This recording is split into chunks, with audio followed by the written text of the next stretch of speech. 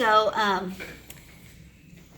pigs, what we get for science, actually come from the meat industry.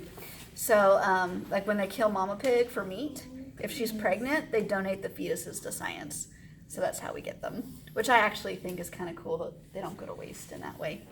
So you will get a fetal pig for lab test 3. It just won't be this one. I dissected another one a little differently.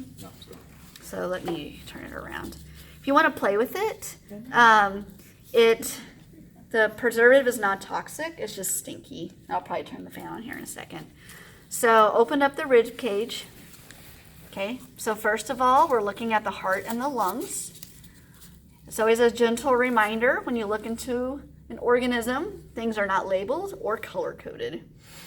Okay, so that's always just a good thing to notice here. These are the lungs. I need a third hand. These are the lungs right here. Okay, they're much smaller than the pig lungs we had in lab because those came from adult. This is from a fetus. This is the heart. And then, if you can't see, I can do this again.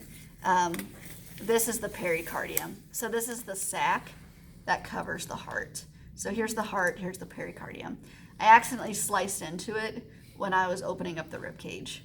Okay, but it is a thin sac of tissue that surrounds the entire heart. And underneath that in real life would be fluid, and then the heart would be beating underneath that. Just for fun, thank you. You're good. This is the diaphragm. So that's the muscle that separates the thoracic from the abdominal pelvic cavity. Just to spin this guy around. We're going to learn this after test number 3, but this sac of tissue is called the peritoneum, and it's a sac of tissue that covers the entire abdominal pelvic organs.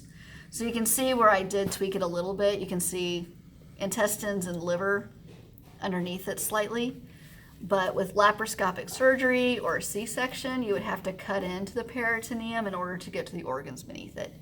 And I once asked someone, how do they repair the peritoneum? And they use glue.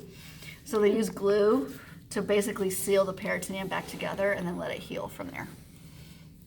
So when we use the other pig for the organs, the peritoneum and the pericardium are basically destroyed because in order to get to all the organs underneath it. So I at least want you to be able to see that. So when we actually learn also about the peritoneum, you have a little bit of context for that. And for those who want more, I'll be up here if you need a few more minutes. But again, you can play with the pig. It's not